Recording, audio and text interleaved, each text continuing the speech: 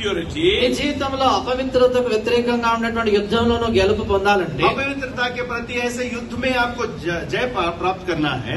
you must make a covenant with your own eyes to see, to make sure you guard what you are looking at. చూడండి, నువ్వు కళ్ళతో నిబంధన చేసుకోవాలి. ఏం చూస్తున్నావు అనేటువంటి విషయంలో నువ్వు ఖచ్చితంగా జాగ్రత్త వహించాలి. इस विषय को देखते हो, इसके बारे में अपनी आंखों से खुद ही वाचा बांधना है. You may not go out in the street and start leering at people. చూడండి, నువ్వు వీధిలోకి వెళ్ళి ప్రజలను అలాగనే చూస్తూ ఉండాల్సిన పని లేదు. जाकर सड़क के ऊपर खड़े होकर दूसरों को घूर कर देखने की आवश्यकता कोई नहीं. But what are you looking at on your devices? అయితే నీ యొక్క పరికరాలు ఏవైతే ఉంటున్నాయో వాటిలో నువ్వు ఏం చూస్తున్నావు? हाथ में जो पाप का डिब्बा होता है उसके अंदर क्या देखते हो वो भी मायने रखता है. Because Satan takes every opportunity to crack open widely that crack in your life in order to tempt you and draw you by your own lust to sin against God. ఎందుకంటే సాతాను నీ జీవితంలో ఉన్నటువంటి ప్రతి అవకాశాన్ని తీసుకొని ఏదైతే నీ జీవితంలో పగలుందో దాన్ని ఇంకెక్కువగా చేసి ఆ దురాశలోనికి నేను ఈడ్చేదానికి ప్రయత్నిస్తాడు. शैतान ऐसे ही दरार की खोज में होता है जहां पर तुम अटक सकते हो, उसी से तुम्हें पाप के अंदर खींचने की कोशिश करता है. So there is a difference between temptation and sin. అంచేత శోధనకు పాపనకు మధ్యలో తేడా ఉంది. पाप और परीक्षा के बीच में बहुत ही व्यत्यास है.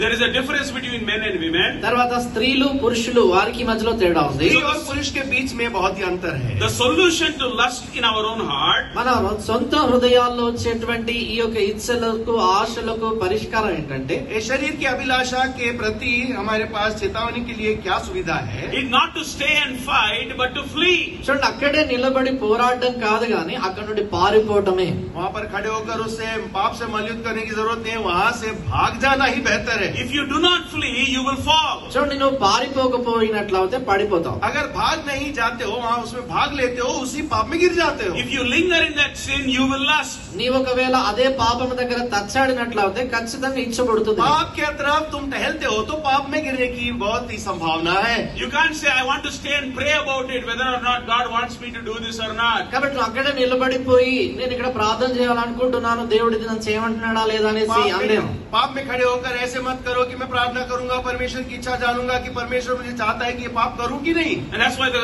scripture says in 1 Corinthians 6:18, flee immorality. ఆ కారణంచే మొదటి కొరింథీ పత్రిక 6:18 వాక్యంలో రాయబడింది, ప్రతి విధమైనటువంటి జారత్వం నుండి పారిపోమని చెప్పబడింది. इसी कारण से पहली कोरिन्थी 6:18 में कहता है कि हर एक प्रति प्रकार की शरीर की अभिलाषा है तो तुम दूर चले जाओ. In 2 Timothy 2:22, Paul tells Timothy again, flee youthful lust. 2 Timothy 2:22 మళ్ళా పౌలు తిమోతితో అంటాడు కదా, యవనేచ్ఛనల నుండి పారిపోము అంటాడు. इसी कारण से पौलुस तिमोथी को चिताता है, दूसरी तिमोथी 2 अध्याय में कहता है कि जवान की अभिलाषाओं से तुम दूर चले जाओ. So once that fifth crack opened up in David's life, కనుక దావీదు జీవితంలో 5వ పగలు ఒకసారి తెరవబడిన తర్వాత जब दाऊद के जीवन में यह पहली दरार खुल गई, once he gave room to that sinful look, ఎప్పుడైతే ఆయన జీవితంలో పాపపు చూపుకు తావిచ్చాడో, पाप की अभिलाषा की दृष्टि से जब उसने उस स्त्री को देखा, and that led to the development of the sixth crack in David's life. అది దావీదు జీవితంలో 6వ పగలుకు దారి తీసింది. ये 5वीं दरार दाऊद के जीवन में 6ठी दरार को मौका दिया. The sixth crack is